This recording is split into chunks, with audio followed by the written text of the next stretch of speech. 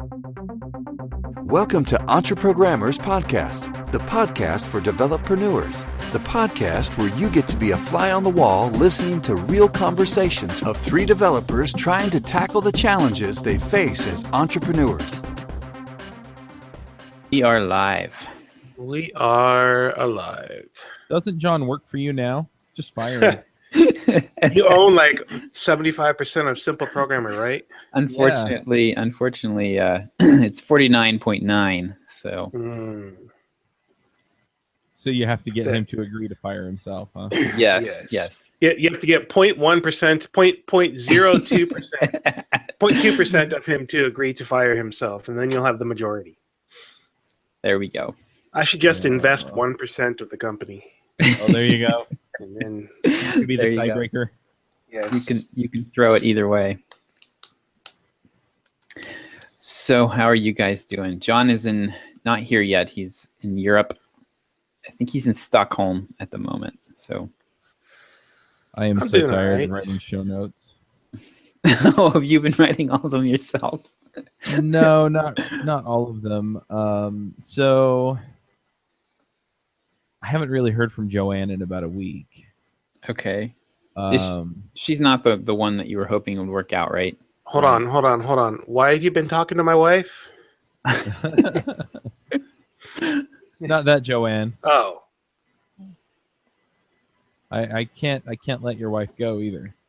No. Guess what? I'm probably gonna fire someone. All right. It's been too long. It's I- Well, it's Oh, been wow. 17 years, so... Oh, and I used her name, so all those people they can go stick their head in the Yes. But anyway, so basically, I got on people, because they said they were going to have them done by Sunday. Oh, there's John. There's John. Hello. What's Hey. up? All right. So they said they were going to have all the show notes. You what? Good Mortog. Good Mortog. What? Happy That's Mordor. Swedish for Anyway. So Then yeah, I've so been telling people that. So, oh, sorry. Go ahead. no, you're fine. John, you're So- coming through your laptop mic, so it sounds like We're you are hearing on your slapping keyboard kick. slapping me upside the head with the. Oh, okay. We're hearing you hitting the keyboard with your hammer. So Okay. Yeah, the band hammer. So yeah, so my show notes folks said that they were going to have everything caught up by Sunday, and that didn't happen. And it turned out that Kirsten just didn't quite have all the access she needed to get everything posted. So I okay. got her access, and then almost immediately I had 4 episodes that were behind done and posted and ready to go. Nice. So she's just knocking it out of the park. There's another guy, the guy that introduced me to her, Zach. He's just kind of oversubscribed himself, and so I'm kind of frustrated by that, but I'm also I kind of understand. I mean, he's doing contract stuff and he picked up work, but anyway, so I pushed everybody and basically said, hey, look, how many episodes can you commit to every week? Because then I can say, look, you're responsible for these however many shows, and then if they don't get done, then I can ride your rear end until you get them done. And so Kirsten said that she can probably pick up 5 or 6, so I assigned her 5 shows. I still haven't heard from Joanne, and I'm probably just gonna back out of that deal and say, make sure Upwork pays you. Bye. And the same thing with Zach. Yeah. So, because the other thing is we had like 1 or 2 episodes from this week that were a little bit behind, and I'm just going, okay, folks, now that we're caught up, we're not being late anymore. We're done being late, and I'm going to be following up and making sure that we're not late. But Kirsten says that that's not a problem, even though she's out of town this weekend. So I'm pretty happy that it's all going to get done. But that does leave me in a place where I need to get 3 more episodes, show notes done, and I don't have anyone to do them. So I'm meeting somebody today who's going to a local boot camp, who said that they want to pick up some of the show notes and do that. So we'll see how that works. because it'd be nice to have somebody that would actually listen and hopefully understand a lot of this stuff. So Nice. Well, the plus side to this is kind of like a panic situation that's helping you evaluate people and who's going to rise to the occasion and who's not. Yep. Well, the other thing is that so I did the show notes for Adventures in Angular and Ruby Rogues yesterday, and I'm finishing the episode that Zach said he'd do last night that he didn't finish this morning, and then I'm all caught up, and so so then I can actually say, look, folks, we're caught up. I don't know what the problem is now. Right. There better not be. Yeah. So I would just like to get to the point where I can record a show, put it up somewhere with information on like links and stuff, and then not think about it. Yeah. How many shows do you have total going? I'm currently producing 8. Okay. So Kirsten at 5 is handling the majority of them already. So if you could get one more person that could do 3 or 4, then you have some overflow capacity probably. Yep. Yeah, and that's kind of what I'm hoping. I have some other promising leads on Upwork from when I ran the thing, and some of those people still have availability, so we'll see how that works. Yeah, and then if you can get a 2-week buffer, then you should, or 2-3-week buffer, then you should never be in this position again, because you'll have a backup person. You'll have 2 people, and then you'll have a buffer. So if somebody goes AWOL, you can throw it to the other person, and they'll have a little time to react. So that would be right. perfect. Yeah, what I'm hoping to do, and I'm working with Eric right now to get us. So he records or he edits the episodes that are going out next week. I think he has them all done at this point, or he's close on the podcast production board. But I've been talking to him, and we're going to try and get it so that he's editing this week the ones that come out in 2 weeks. And then, I'd like to get to the point where he's editing this week the ones that come out in 3 weeks. And that way the show notes, like you said, are just, they're handled, and they'll just get released on time, and no worries that way. Mm-hmm. But that's what I've been in the thick of. And I was really hoping to get my course finished this week, and I just wound up spending all my time fighting this other battle instead. But it was more important, and you have to make priorities. So, but so now that now that everybody knows what they're supposed to do, it shouldn't be a problem anymore. But I've also decided that I can be a pain in the rear end about my stuff. I don't have to have these people like me, so it would be nice. No, that is most important. You need to send out the employee survey. Yeah. It's best if they seek your approval, not that they like you. Yeah. Yeah, I find my experience working with freelancers is that they like you when you are super clear with them about what's expected. Yes. It's just like children. Yeah. I mean, I found that just communication and being as clear as possible has been, the most important thing, really. Yeah, basically anyone who's not an entrepreneur greatly appreciates that, because that is the difficult. That's why if someone's not an entrepreneur, it's because they're not good at that. Right. That's the number one skill. Like, as an entrepreneur, the hardest thing possible is figuring out what needs to be done. Right? Like, if you give me what needs to be done, everyone can execute what needs to be done. Figuring out what needs to be done is the hard part. And so if the person chooses to be an employee rather than an entrepreneur, they're probably choosing that, right? That's probably why. So right. I'm cutting in and out. Are you guys hearing me all right, or it sounds okay right now? Let's Every go with time you pause, your mic cuts your volume down to like 10%, and then as soon as you start talking, it takes a half a phrase for it to pick back up. Nice. Good ear, Derick. Good ear. It's not these. No, you're coming through your laptop mic. Yeah. Yeah, I know. If I turn on the AirPod mic, it turns off the sound on the AirPod. Nice. You can have one or the other, not both. You can listen or talk. Yeah, it's a one-way device for. One-way device for cutout. Can't hear you. Hear a thing you said. Oh yeah, I completely agree. John and I spent about 15 minutes yesterday. Beginning message. Fix this. Yeah. I have to do it like this. Starting conversation. Miss and that sound like a pilot with a black box in the cockpit of an airplane.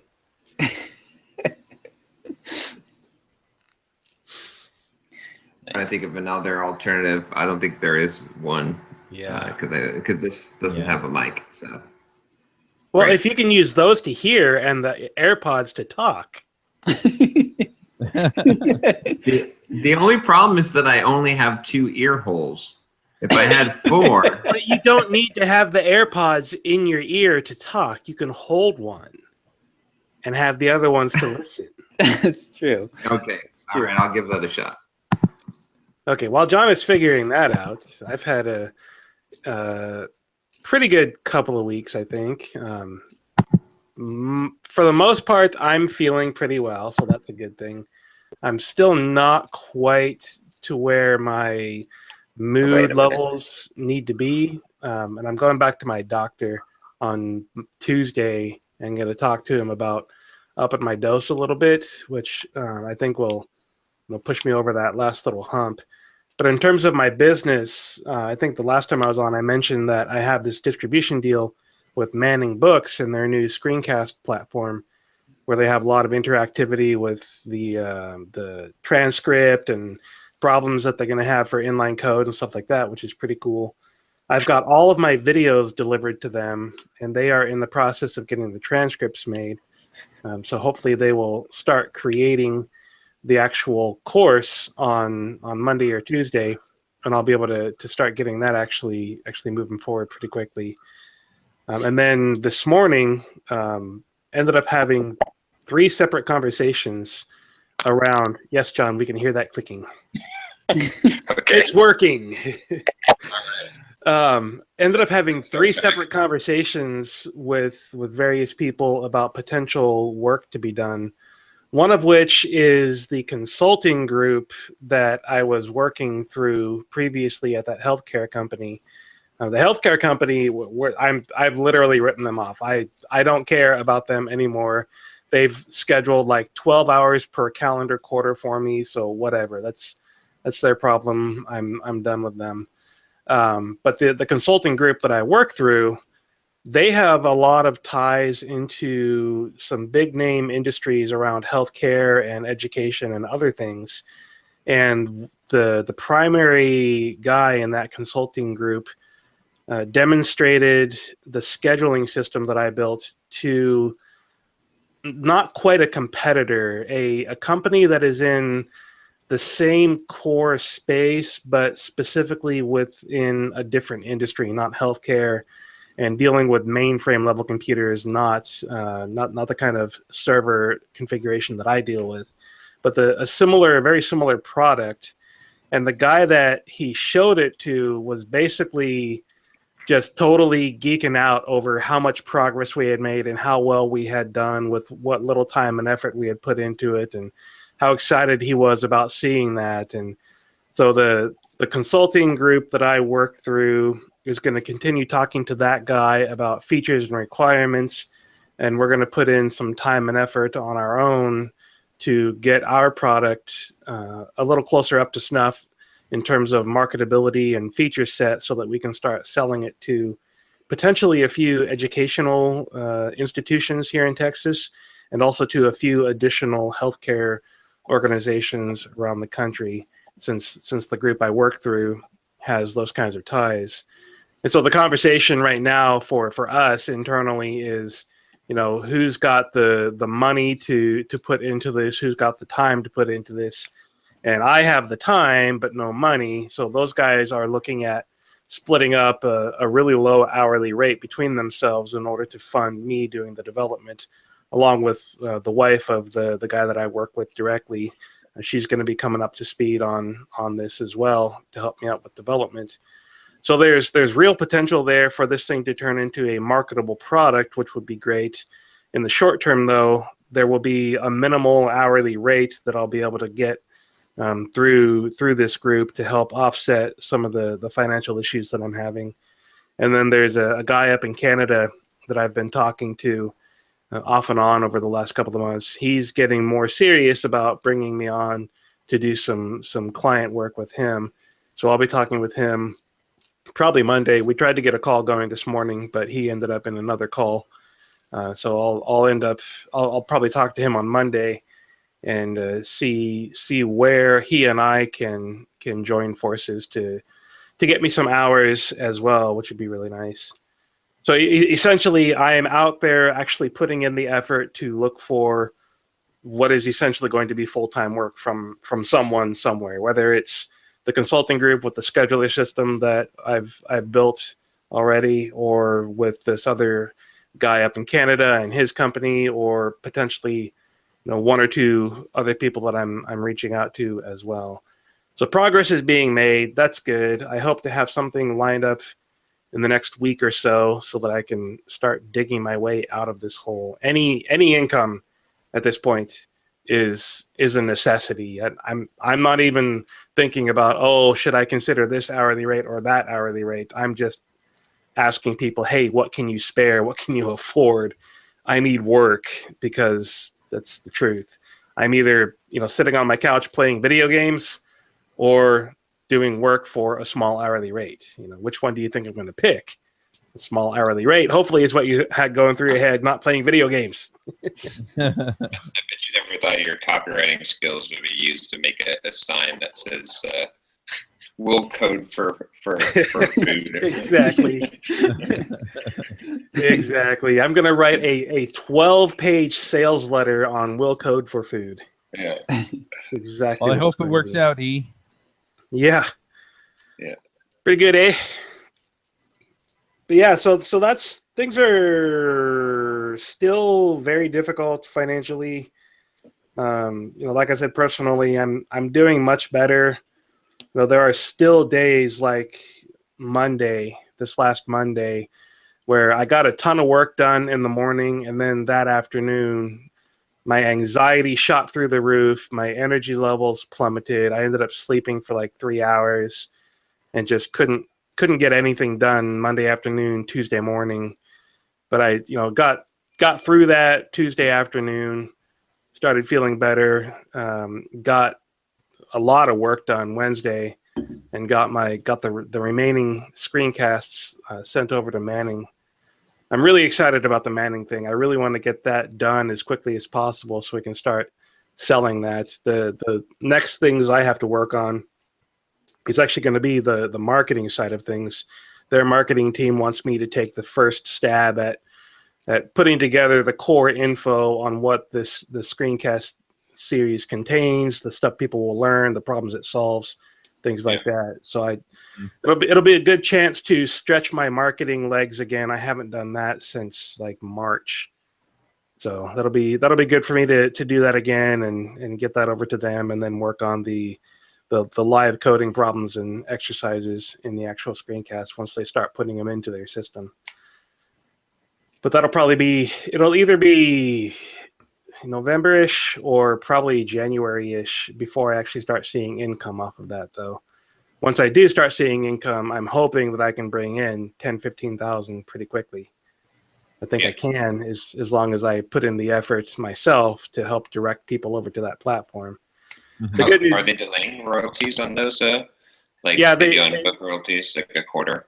They pay every quarter, and since June is the end of the quarter, since it's not live yet, I'm probably not going to see until end of October. So July, August, September. Sometime in October, I should see the first payment off of that if we get things done quickly in July. You might want to make sure it's not the same as a book deal. No, like it's my not. book deal. Okay, yeah, because with Manning, like my book deal, I don't see, like, I get paid for Q1 of 2017 in Q3. Right. Yeah, and we had some rather extensive discussions around that. I actually spent about 2-3 weeks talking with Manning. We probably spent 15 to 20 hours via email and Skype calls and Google Docs, editing their book distribution, their book publishing deal into a screencast distribution deal. So the distribution contract that they have is it's based on my feedback and input and discussion around all that kind of stuff. Nice. So it's a good deal. It's a really good setup. It's very, very well balanced between the needs of them and their overhead and their process, as well as getting the screencaster paid as quickly as possible, having fair terms for getting content to them as quickly as possible, but still enough time to do some edits and things like that, as well as future content updates and things like that. It's a really good deal overall. I'm really happy with the way it turned out, and the payment terms are definitely a lot better than the book publishing side of things. I was really happy with how they how close they came to what I wanted in terms of the payment structure. They did a really good job of getting that done. So you're kind of piloting this out for them. Mm-hmm. I very much am. I'm the first screencaster that they are not publishing directly. I am their first screencasting distribution deal. Okay. Oh, interesting. Nice. I was going to say, I talked to somebody it was either this week or last week, that got a deal making videos for Manning. But yeah, they've got probably half a dozen screencasters that are producing content directly for them, but I am their first distribution deal with existing content. Are you able to put in any kind of like bounce back offer or lead magnets or anything like that to get people? Yes. Okay, great. Yeah. So the idea is, everything is still branded Watch Me Code. I make no mention of Manning in any of the content. I talk about Watch Me Code. I talk about my other courses, things like that inside of this. There's going to be opportunity for, on the marketing side, in the text-based marketing side, to include information about that as well. We've also talked about in the near future setting up a process by which I could gain. I could have like a join the Watch Me Code mailing list checkbox option when people buy the course. Nice. Things like that. Which that's like all like, hey, we could do it this way, we could do it that way. Let's talk about it in the future. Let's get the thing out first, and then we'll figure that stuff out. Cool. Speaking of Manning, we did a little bit of a book launch this week. Mm-hmm. How'd that go? It was okay. They sold one or two. We sold about, I think we're sitting at over 10,000 copies sold. Holy crap! 4 days. Yeah. Wow. So we made Amazon charts. So Amazon has a book ranking chart of best-selling books of the week, and we made it as number 16 on the nonfiction list. So jeez. Up there, we beat Trevor Noah with his book Born to Crime, Born a Life of Crime, or I don't know, Born whatever. No matter how I just missaid his book title, I'm going to be a racist now, so it's too late. So, but yeah, we beat a lot of really big named authors on that list. So that's pretty cool. Like that's we hit the highest rank that we hit was in all of the Kindle store. We hit number 24. Number 24. Yep. Wow. Yep. It was just John and a bunch of sweaty, oiled up guys on romance novel covers. So. Yeah, we couldn't quite crack the romance. Almost released a new cover for the book. I was tempted to the cover with you in your tank top and just after exercising. Yep. Yes. Yep. So I'm thinking about it hard, but and then for the print book, we got as high as number 173 in all of Amazon, I think. Which is I think that's actually more impressive. Well, I don't know, it depends, but 170, I think it's 173 in all of Amazon, which is pretty dang awesome. And that one was still, the price was like 12. I think Amazon discounted to like 12 or $13. So we didn't make a whole lot of money on the initial launch because we had heavily discounted prices, 99-cent Kindle book Yeah. sales. But we've since raised the prices of the print book to $29 and the Kindle book to $10 to $9.99, and we're selling I think about like 80 copies, 90 copies a day now is what it looks like combined, which is pretty good. I mean, that's like $500-600 a day royalties on the books alone, not including all the the other stuff. So as long as we stay at that clip, that'll be good. Man, we had some crazy, like every single international publisher that published my first book reached out to us and wants translation rights because they know that this one's self-published. So we got Korean publisher, Japanese publisher, Chinese publisher, Russian, Polish. Wow. All of them contacted us and want to buy rights. And then we had Wiley contact us and want to buy the rights as well. So we're kind of in the thick of it, trying to like sort this out. We contacted a book agent, the guy that represents what's his name, Andy Weir, the Martian, right? And he has a couple other and who's the other guy? The $100 startup, Jim. Who do you remember? Who? Chris Guillebeau. Chris, that's it. Yeah, I want to say Billigo. Yep. But yeah, Chris Billibo. No, Guillebeau. That's it. Yeah.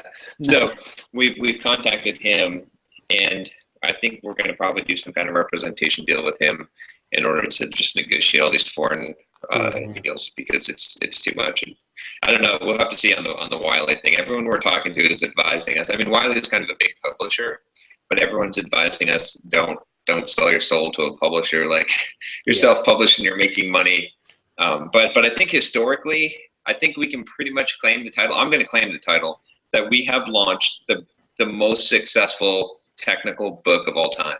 Like, I don't think anyone has ever come nowhere as close to selling as many copies and in the launch in the like 3 days of launch of a technical book ever. Not even close. And no one has ever gotten a technical book in the charts as high as we have on Amazon in both print and Kindle. And unless someone can prove otherwise, I'm going to make that claim. So.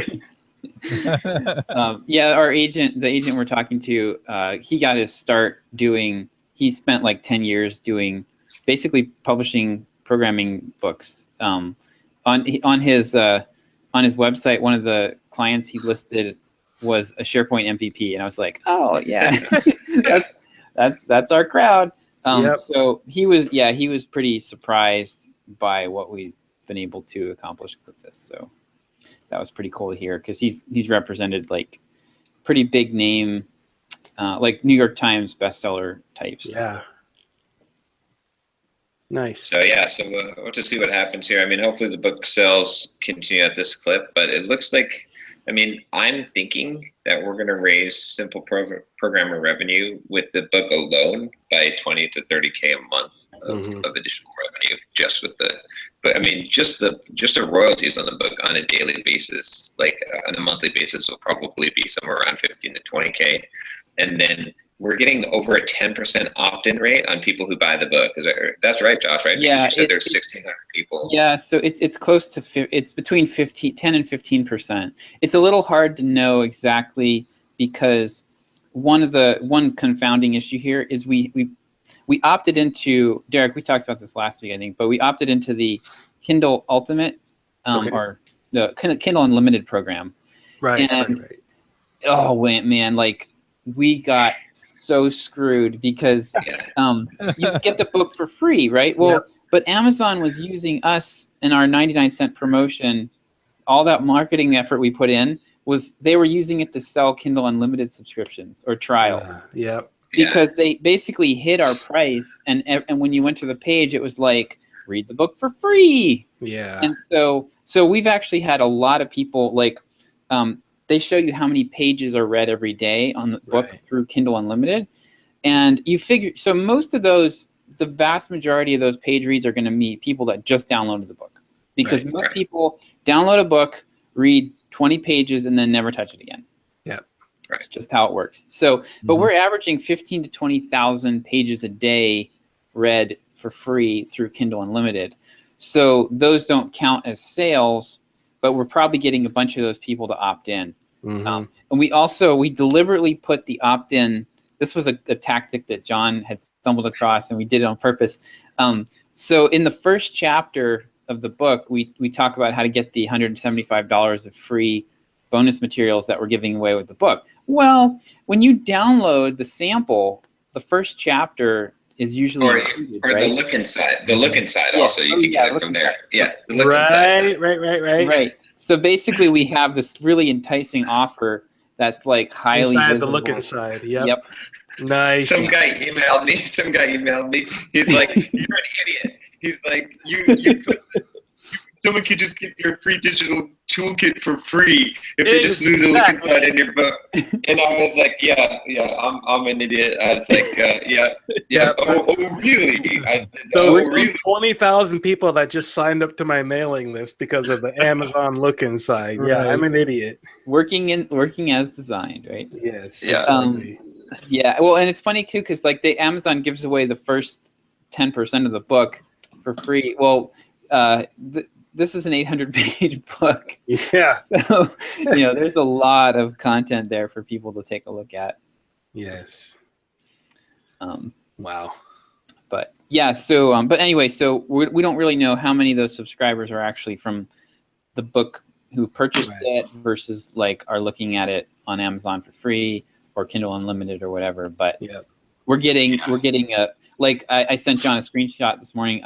It's our number 2 source of subscribers now, right behind the pop-up on our blog. The main pop-up on our blog is and also like for a lot of this. So I have this report in Google Analytics that shows the campaign, which is basically like gives me an idea what the source of the sales that we're getting are in Zaxa, like our course sales. And so it's like I'm seeing like campaign is like 5 learning mistakes is my email course, and then it's like chapter 53, chapter 9, chapter 4, like oh these are all coming from the book. So our tracking is good. This is going to be like, I mean, this is what's also pretty cool is like my good buddy, well, my acquaintance, someone I know, Ryan Holiday just launched his book on the same day as ours. We didn't know. We wouldn't have done this if we would have known, because he's a pretty cool guy. I wouldn't have. But we killed him. Like, and ironically, he wrote a book called "How to Write a Perennial Seller," right? Which really good book, by the way. I just finished listening to the audio version. It's an excellent book. We basically did what he suggested in the entire book, but we killed it. Like he was in the same categories as us. I mean, we are number 1 in business in all of Amazon. In all of business books in Amazon, we're number 1. We're number 1 in all of computer and technology books. We were dominating that spot for like the first couple of days, and his book was behind there. So that's pretty cool to like that. We kind of, he's considered one of the best book launchers in the industry, right? Like, I mean, he launched 4-Hour, or was participated in launching 4-Hour Body in Tucker Max's books, in a lot of in James Altucher's Choose Yourself book.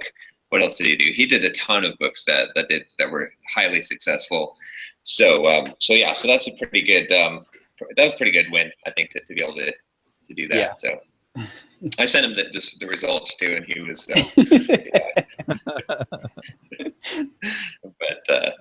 but yeah, so that's cool. So but the other thing with the book too, which was cool, is like, I mean, I think we've really perfected this, right, with the tracking in the book.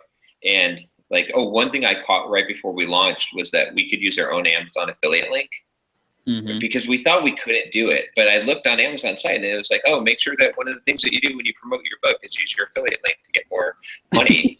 And wow. Okay. So I did it.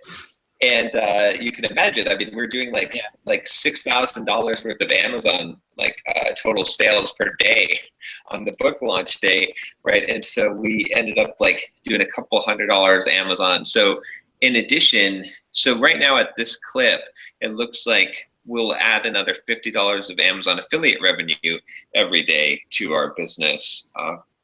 So we'll be doing that. Plus the opt-ins and the ads in the book are going to add a bunch of revenue from product sales. Looks like a couple $100 a day of that. So really, I mean, I think this book is a game changer. I think this book doubles our business at least, and maybe triples it just by launching the book. So wow. One thing what we're talking about here is whether we're going to really take a hard look at whether we can simplify our entire sales funnel to basically sell the book everywhere. Basically, we all, because that's like for one thing, it's an excellent value.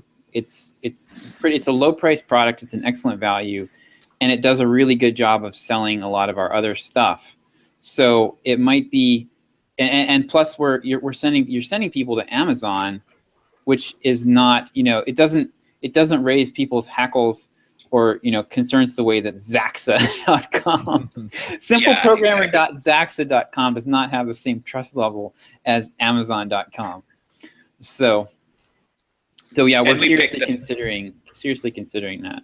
Yeah. And we picked up 223 reviews with like 95% of them 5-star. So Wow. So we're sitting pretty good with the reviews at this point. We've got a lot of social proof, and almost all of them are verified reviews because we made sure that people bought the book and left a review, which makes a huge difference. So I think we're sitting pretty good here, and we can be comfortable pushing the book. And yeah, that would really simplify things. And it's a virtuous cycle, because if you push the book as your main opt-in, then it causes the book to be ranked in Amazon more, right? The more that you sell. And the more that it's ranked in Amazon, the more that you're getting visibility and natural. Like you're getting an audience that you wouldn't be able to get before. So that's why like the whole strategy is based on getting Amazon ranking as high as possible, is because you get that extra visibility and you get people buying and seeing the book that wouldn't before. So for most people, I would say that having pushing people to Amazon as the first sale is probably a terrible strategy.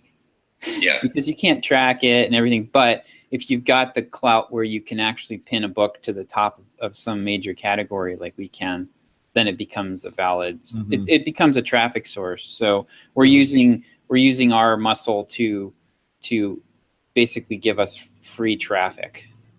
And I think we've got a serious argument now, case study for really being a technical book publisher, like a simple programmer, because I was just talking to Rob, but I think he's going to do his own thing now. But I was just thinking, because he was having some trouble trying to get a print book, and Rob Connery, and he's got an excellent book, but he would be a perfect one for us to publish. But perhaps another technical author, because what we could provide for a technical author trying to publish a book is, one, as far as marketing and launching a book, I think we can probably do that. Proven better than anyone else. And then two, we can add all the stuff in to get email opt-ins and to do all the kind of little tricks that we've done with this book. That's a huge value add that we've got with it. So I think that'd be kind of cool. If we started publishing books and we got a bunch of top ranking books, we just have to be super selective and only pick up books that we know could be top best-selling books, and then market the hell out of them. Promote them. Help authors to be able to do all these kind of tactics that a traditional publisher would not be able to do or even understand. So.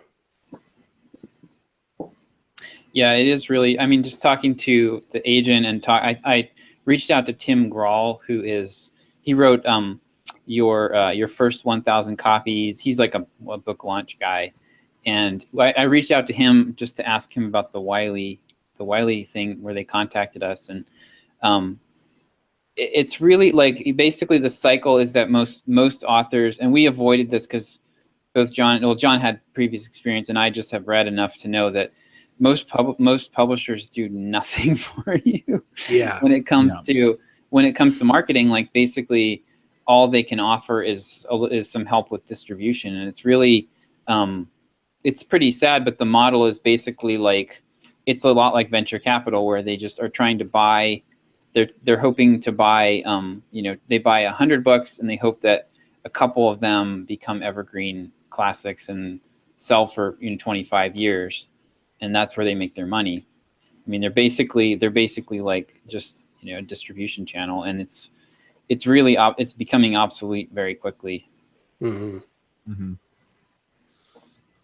Yeah, well, and I've talked to a few authors as well, and I've kind of gotten the same feedback where they either had a ton of trouble getting the publisher to even talk to them until they could prove that they had some kind of audience to market to, or they got in and they expected the book publisher to do a bunch of marketing for them, and essentially what they did is they made a deal with Barnes & Noble to get them in a bunch of bookstores across the country.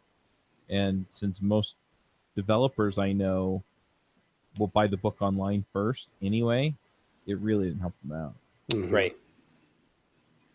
Yep. Yeah, I mean, this was a great illustration, though, of the power of building an audience, because it's hilarious. Like, okay, most writers, their dream dies because they can't find an agent. Right. Like that's where Especially most aspiring authors, that's like as far as they get is they can't even get an agent. And all we did was send an email with a couple of screenshots, and we had a New York Times bestselling agent. I mean, like if I was a new author trying to get this guy, he would never he'd probably click spam on my emails. So. Mm-hmm.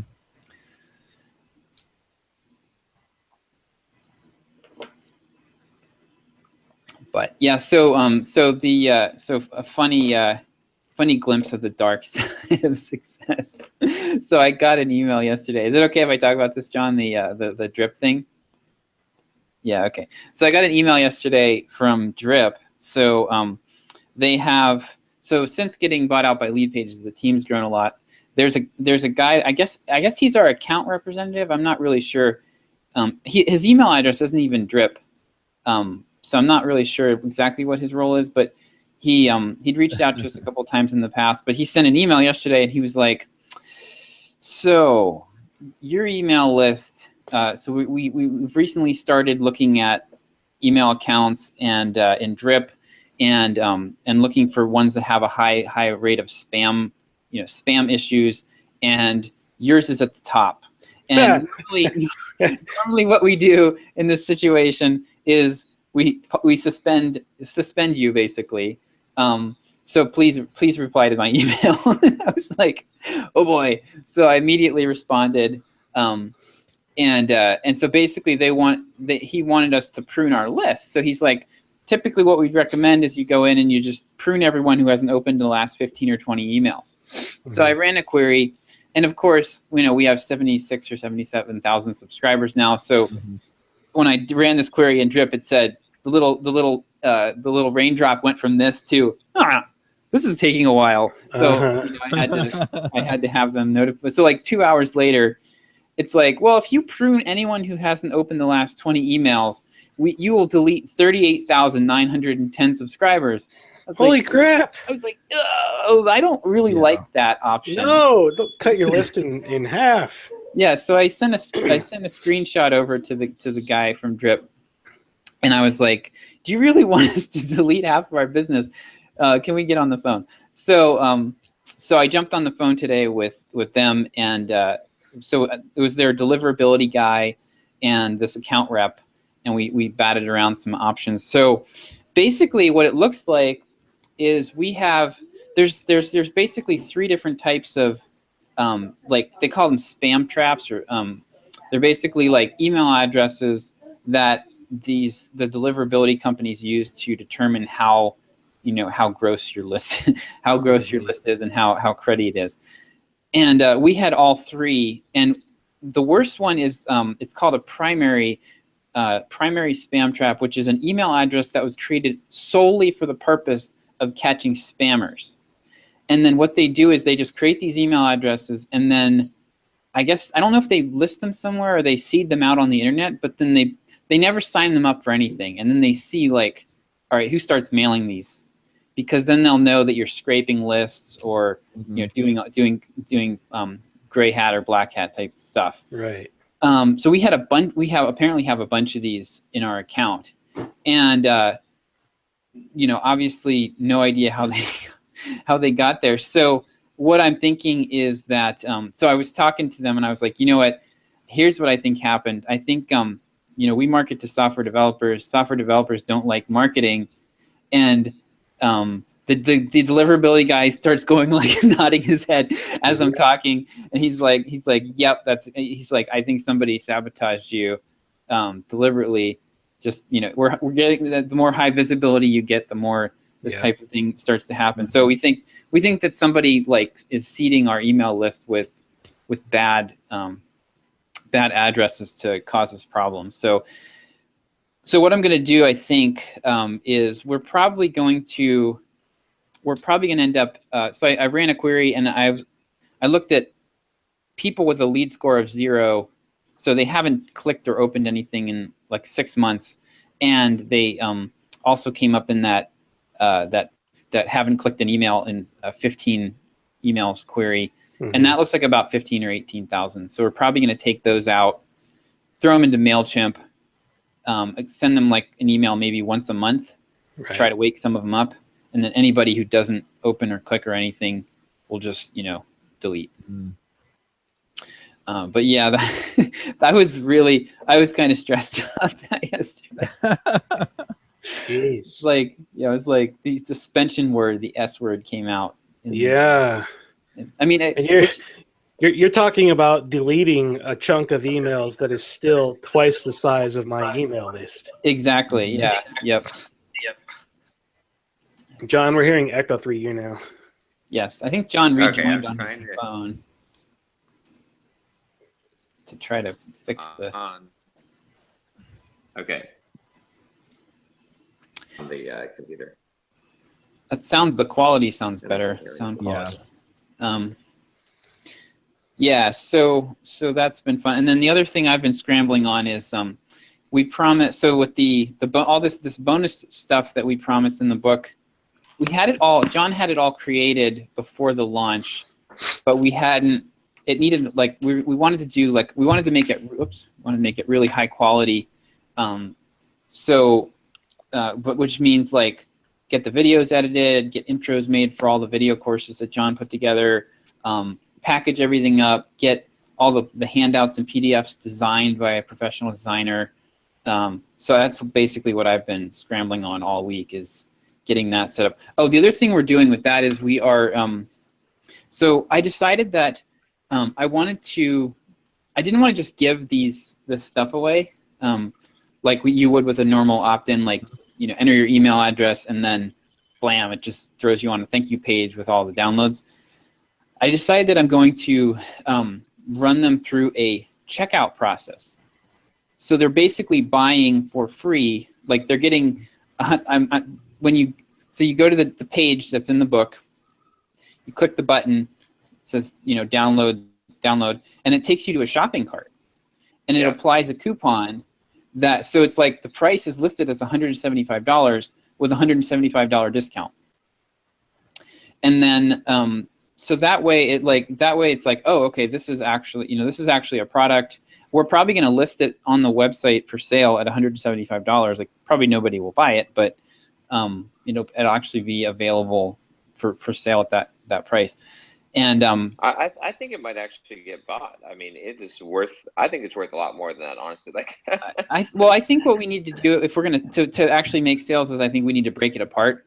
The bundle itself, it will be hard to sell as one unit, but I think we could actually sell the pieces of it for probably $50 a pop for some of them. Yeah, well, I'm thinking too, once we get, if the book, we get a lot of popularity with the book, right, then we stop giving it away for free, and then we just make it an add-on, and it's like, or maybe it is cheaply discounted, but like, because if people are like, well, it's basically the things that when people read the book and they're like, well, damn, I wish I had like, I knew how to do coding interviews on a whiteboard. And it's like, well, here you go. This is it. This is actually how to do this. This is a tutorial, or it's got all the like tools that you would want after reading the book. So yeah. So what I decided is I'm running them basically through the shopping cart checkout. So they're kind of becoming a customer. And we're testing out a new tool called ThriveCart for this.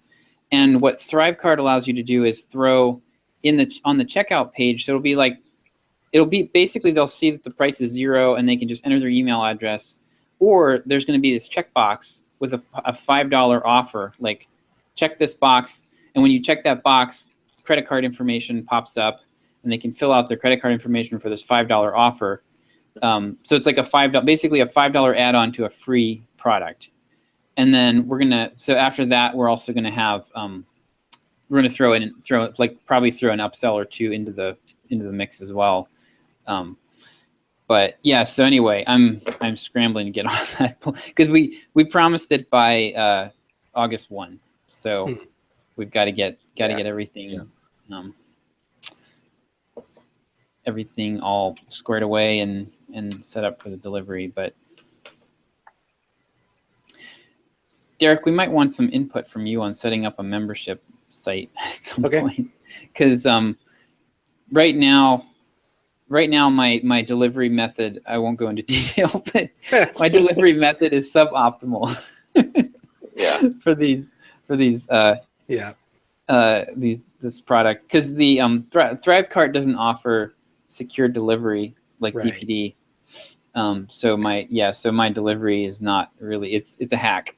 And ideally what we want to have down the road is a membership site with, they get courses, they get access to the courses and everything's in there. And you can see like all the stuff that you don't have yet. Right. Like it's all kind of in there and you have to pay to unlock it type of deal. Right. So yeah, there's a number of different options for doing that I can think of off the top of my head. You're using MemberPress? No, you're using Easy Digital Downloads. Yeah, I'm using MemberPress. I'm using a combination of Easy Digital Downloads and Restrict Content Pro, which the lines between those two is growing blurrier, more and more blurry every release, which is kind of a good thing. I think ultimately they should be a single product. But between those and MemberPress, I can definitely help you guys figure out what's going to work best for you. I really think MemberPress has a lot of significant benefit over the combination that I have if you're not looking to do a lot of custom integration and heavy plug-in design work like I've done with Watch Me Code. That's really where RCP and EDD shine, is the API that they have available for developers for creating a very custom system like I've done.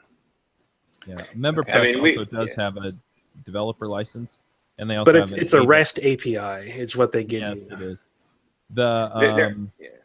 They also have an AWS plugin, so it'll do the obscuring of the URLs and stuff. Yeah, that's where and there's one of them, I can't remember what it is. It's designed for courses. They might even be built off of MemberPress. I want to say it's Teachable or something like that. But yeah, Teachable is a pretty popular course delivery system, but it's not quite the model that you guys are looking. It's software as a service. Yeah, I used to have I had a subscription.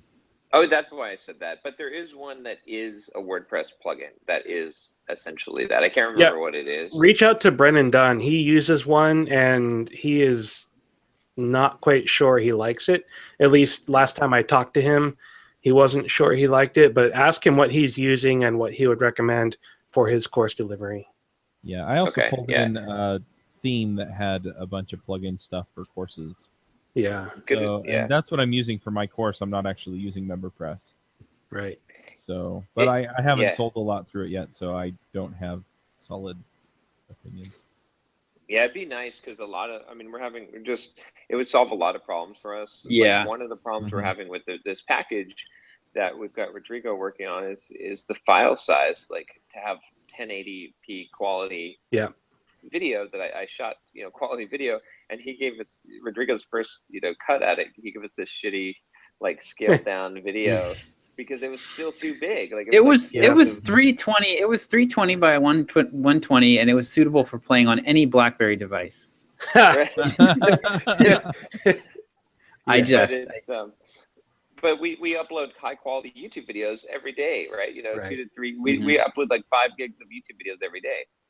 Right, and thousands of people watch it. So the thing is, like, we need what we need is to be able to stream it. We need to be able to not have someone have to download the whole thing and us upload it, because I mean that's just a pain in the ass. A lot of people, we get a lot of support requests where people are like, oh, I can't download the thing or whatever, and there's all kinds of issues with it. And then what else with it is that it's just like we have all kinds of access problems with that. And I can give you some contacts. I'll have to go get their names, but in a couple of the Slacks I'm in, I know some people that deal with that exact problem on a regular basis with encoding and streaming versus downloads and all that kind of stuff. So there's a number of people I can hook you up with to chat with them about how they solve it. And between myself, Chuck, Brennan, and his advice, and the other contacts on streaming and stuff, you guys will be solid once you get all the info processed and figure out exactly how you want your system to work. Yeah, we just got to move all our content eventually to that behind a membership type of thing. That'll be the best way to handle it, and then we can control access very easily. We can just flip a switch and give you access to a course, instead of. So I'm looking forward to it. I think it'll be good. So. Yes, I will be so happy to get rid of Zaxa once and for all. Yeah.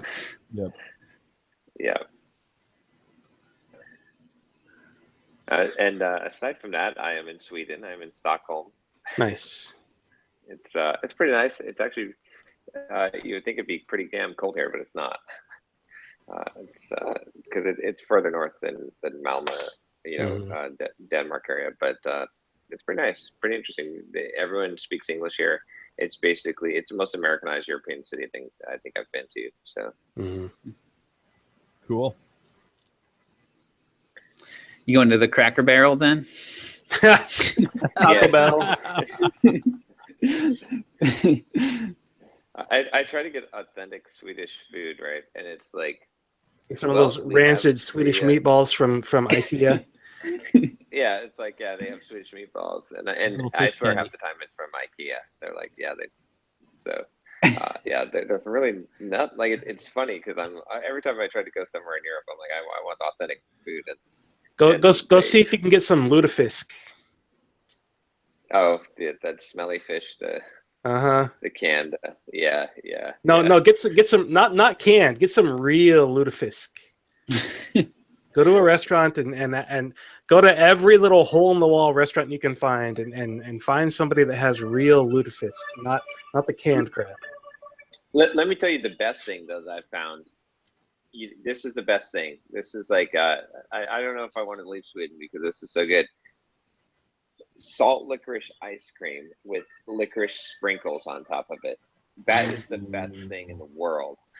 It's good. That sounds really good. It is so good. I cannot believe how good it is. It's nice. Like the best thing. Yeah. That's not very keto though. I went to this gym. I just got back from this gym. It's like this old school gym. The guy that runs the gym, he built his own equipment. Nice. And he's got all these pictures of Arnold Schwarzenegger on the wall and stuff, right? He's totally OCD. He's got traces, outlines of where all the equipment should be, like an outline, and you put the individual handle there, right? It's he's got 15 different ones. It's awesome. It's totally, and I go and I get a protein shake afterwards, and he's like, "Oh, what kind do you want? Do you want Magnum?" Magnum. He's like, "Yeah, two multiple proteins. Yeah, it's the egg protein and the whey protein." I'm like, "Okay, yeah." And he's like, 2 raw eggs. So I had a protein drink with two raw eggs in it, and it's nice. Old school, right? So protein drink with 2 raw eggs in it. Nice. There you go. I guess some Rocky Balboa crap going on there. The health codes are probably not as strict. Yeah. Well, they actually have legitimate health codes, so they don't have to worry about what's in the raw eggs. Exactly. Yeah. There's a very little salmonella risk, So not that I don't think that guy really cared if you got salmonella or not. Right. He'd probably just be like, "Oh, suck it up, get over it. Yeah. We'll poop it out. You be back tomorrow." Nice. Yeah. So yeah, I'm trying to think that there's too much unique stuff. How's the response to the get together? John's doing a get together. You know what? 100 and some people clicked the link, right? I mean, this was very, very short notice. I did it last night, actually. So, 2 people showed up. Wow. Like, I think five people signed up to show up, and then a couple people bailed at last minute. Now, this was all the day before, so Right.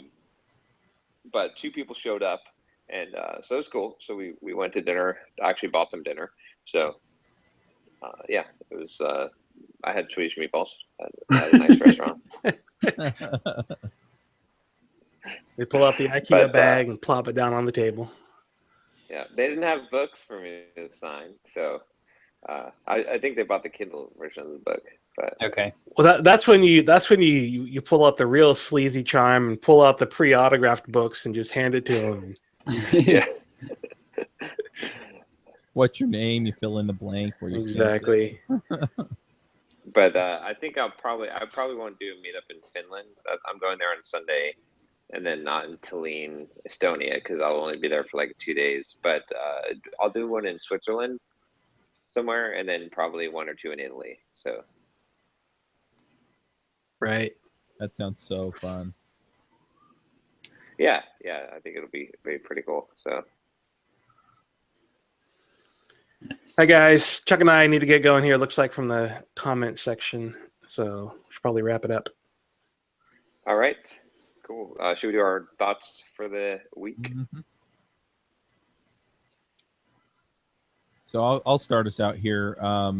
So I listened to yesterday, like the whole book. I listened to Secrets of the Millionaire Mind, and then I decided that I'm just going to listen to the Miracle Morning every morning until I get in the habit of doing the Miracle Morning. And what was interesting was that when I listened to Secrets of the Millionaire Mind, there were a couple of things that he says in that book that really just struck me.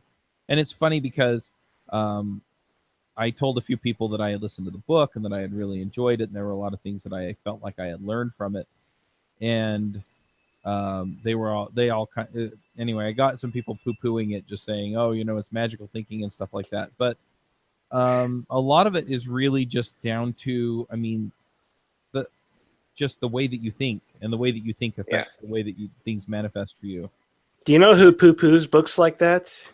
For people that don't actually get anything done and never make it anywhere. Yeah. So anyway, it was really interesting just to see what other people thought. But the main thing that I got out of it, and they're both kind of related thoughts. One is just commitment. And he talked about commitment, and I'm always like, well, I'm committed, I'm committed to doing this thing. And then, I do it for a day or two and then I quit. Yeah. And he talked about how millionaires really commit. Like, come hell or high water, if they went to bed at 4:45, they're going to get up at 5 and do their routine because that's what they do. If they've made a commitment, they're going to stick to it, even if it's nuts. And then the other thing he said, and this really struck me too, and I kind of had a reaction to it from my religious standpoint as well as just in general. I make a lot of excuses for a lot of things that I do that I know I shouldn't do. And he basically said, if you know it, like if you really know it, you live it. Yeah. And if you don't live it, you don't know it. And it just really sunk in. It was like, I make excuses for really, really stupid crap that I do. And I make excuses for not doing some of the things that I know I need to be doing in my business, in my life, with my kids, with my wife. And anyway, that's kind of my thought is just, you know what? If you really know it, you're really going to do it. And if it's really important to you, you're going to do it. And, I'm not just committed, but I've made a commitment to do these things so that I can live a better life. And, he talks a lot about learning and things like that. And a lot of those principles, funny enough, come up in the Miracle Morning as well. And so, anyway, just a lot of these things kind of tied together in my head. And it was like, all right, I'm making a commitment, no matter what. I'm committed. I've made a commitment and I'm going to do it because I know that it will pay off. I know it will make a difference, and I know that that's what I need to be doing. And so I think a lot of times, we just kind of like commitment like dating, but no, this is commitment like, I stake my reputation on it commitment. Yep. One of my favorite quotes of all time is from that book, How You Do Anything is How You Do Everything. Yep. So my thought for the week is, as I'm still recovering and getting back into the swing of things, I saw a really simple tweet from, I don't remember who, a few days ago. All it said was, "Don't wait for it, work for it." That was for me just a reminder of, you know what, I need to put more effort into not only my recovery, but also my business and getting back into things and starting to actually look for the opportunity and create the opportunity for me to get out of my financial troubles again. This is, I'm at the point again where that's becoming a priority. I can see the path out of where I am enough to know that I'm almost there. I'm almost clear, and I need to get on that path to business recovery now. Mine's pretty simple for this week, which is sleep is really important. Yes. Isn't that a 4-letter word? Unfortunately, well, with the book launch for the first 3 days of the book launch, I basically didn't sleep because just checking everything, doing everything I can, sending emails, trying to do everything I can to make it as successful as possible. And then right after the book launch, I basically flew to Sweden, right after, and I had jet lag. And then here's the thing about Sweden in July, it's pretty far north. So you can imagine, sun up is like 4:30 a.m. and sundown is like 3 a.m. 11:30 p.m. Nice. Yeah. So that's not good with jet lag, right? So, Right. Man, the last few days, I still haven't caught up on sleep. I've been sleeping like 4 or 5 hours a night or less, perhaps for like a week. Man, I was making so many bad decisions, just like feeling I got to feel what it was like, because I've been sleeping like 8-9 hours a day, in general, really before then, because I realized how important sleep was. But this really made it clear. Like, I could really tell, mood-wise, decision-wise, every motivation-wise, everything suffered so horribly bad, and I wouldn't have known it so much. I mean, I knew there was an effect, but I wouldn't have realized how strong the effect was had I not had such a contrast, right? And so now I'm just telling myself, look, you're like sleep deprived. This is why you're making all these bad decisions. Like, you know what I mean? Like, to snap out of it. Like, you got to like realize that this is what reality is. So it just became very, very clear to me. So, public service announcement or whatever, get your 8 or 9 hours of sleep, or 10 hours of sleep if you need it, like however many hours that you need. And you'll function much, much, much better. You don't even realize that when you're low on sleep, you may be in a chronically deprived, low sleep state, and not even realize how bad of decisions and how low your motivation and how bad your mood is just based on that one element. And you keep on trying to play catch up. So, yeah.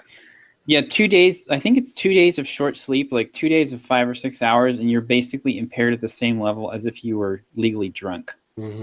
It happens really, really fast, and most people are walking around like that all the time. So, well, here in the state of Utah, that's double the legal limit because they lowered it to 0.05. True.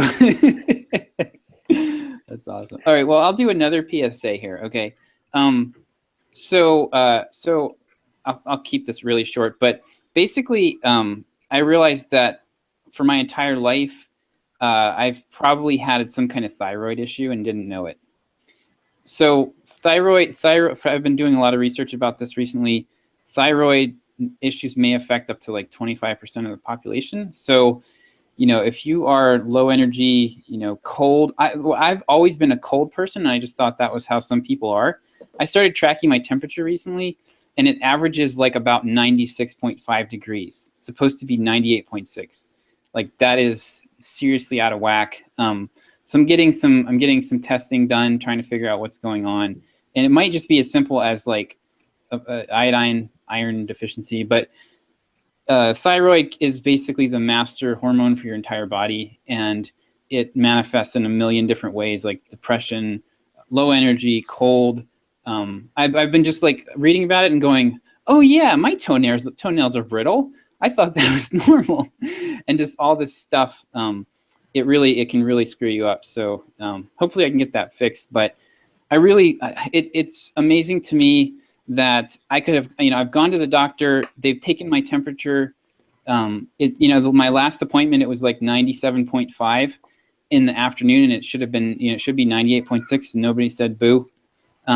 So I really am convinced now that everybody needs to be getting blood work done once a year, basic blood work done. And I think if we did that, a lot of we'd catch so many health issues before they really become crisis. So, PSA over.